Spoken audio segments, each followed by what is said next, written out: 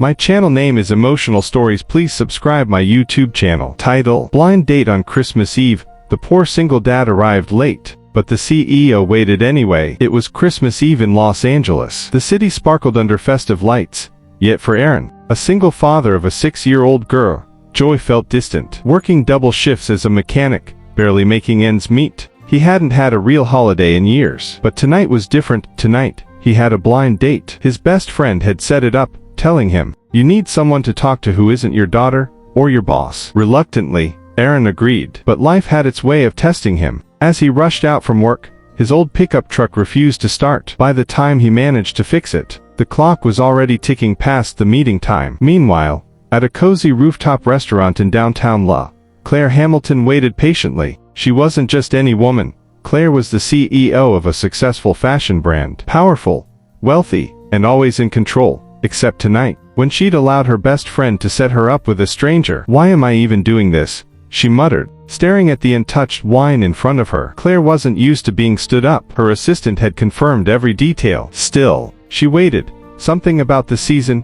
or maybe the loneliness she never admitted, made her stay. Back on the road, Aaron was finally driving, heart pounding. He'd promised himself he wouldn't mess this up. His daughter had even helped pick out his shirt, saying, "Daddy, you'll look like a prince." He reached the restaurant, 40 minutes late, his hands greasy, hair wind blown. The hostess looked doubtful, but he gave Claire's name, praying she hadn't left. To his surprise, she hadn't. Claire looked up, and their eyes met, an awkward silence. Then a smile. "I'm so sorry," Aaron began, breathless. "My truck." Claire raised a hand gently. "You came. That's what matters." They ordered food. Conversation started slow but honest. Claire spoke about corporate pressure, media appearances, and the loneliness of boardrooms. Aaron shared stories of bedtime tales, car repairs, and raising his daughter after losing his wife. She was charmed by his simplicity. He was surprised by her humility. Los Angeles air was no match for the unexpected connection forming between Aaron and Claire. Claire had never met someone who didn't care about her title or wealth. Aaron didn't treat her like a business deal. He laughed at her jokes, listened when she talked about how exhausting high society could be, and looked her in the eyes like she was human, not a brand. Aaron, too, felt something unfamiliar. Comfort. Claire didn't judge his worn-out jacket or his greasy hands. She asked about his daughter, Leela, with genuine interest. "What's her favorite bedtime story?" she asked. "The one where I make her believe that her mom watches the stars with her every night," Aaron said softly. Claire's heart clenched. He wasn't trying to impress her. He was just being real. As the restaurant began to empty out, Claire asked, "Would you walk with me?" They walked along the quiet streets of downtown Holiday lights flickered on palm trees, and somewhere in the distance, a choir was singing carols. Claire paused at a bakery window, smiling at gingerbread men, and said, "This is the first Christmas Eve I've spent with someone who actually made me feel seen." Aaron laughed. "You're seen every day, Claire. You're on billboards." "Exactly," she whispered. "That's not being seen that's being used." They stopped at a park bench. For a while, they sat in silence,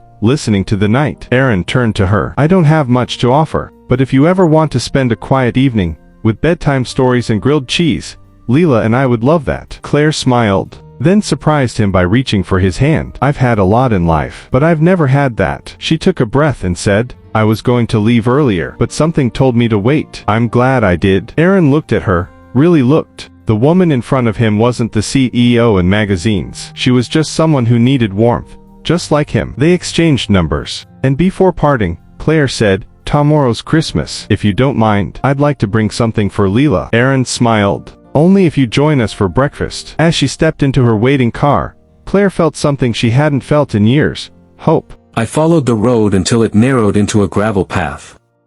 Trees crowded in on both sides. My headlights flickered once, then steadied. The air felt thicker here, like I had crossed into another place. Finally, the van's GPS whispered, "You've arrived." I stopped in front of a 2-story house, barely visible through the fog and trees. The number 422B was nailed onto a crooked wooden mailbox. The house looked abandoned, peeling paint, boarded windows, overgrown grass. Except, one upstairs window glowed with faint yellow light. I grabbed the package, stepped out, and instantly felt the cold. It wasn't just chilly, it was wrong. Like the air itself didn't want me there. My boots crunched on the gravel as I walked up the path. Each step sounded too loud. When I reached the porch, the wooden boards groaned under my weight. I took a deep breath, raised my hand, and rang the bell once. It echoed inside the house like a scream. I waited. Nothing. I turned to leave. Then, the door creaked open behind me. I froze. A soft voice whispered, "Leave it." I turned around slowly. The door was open just a crack. I couldn't see anyone inside. "Okay," I said, placing the package on the floor. "Delivery for, you." No reply. I backed away, one step at a time.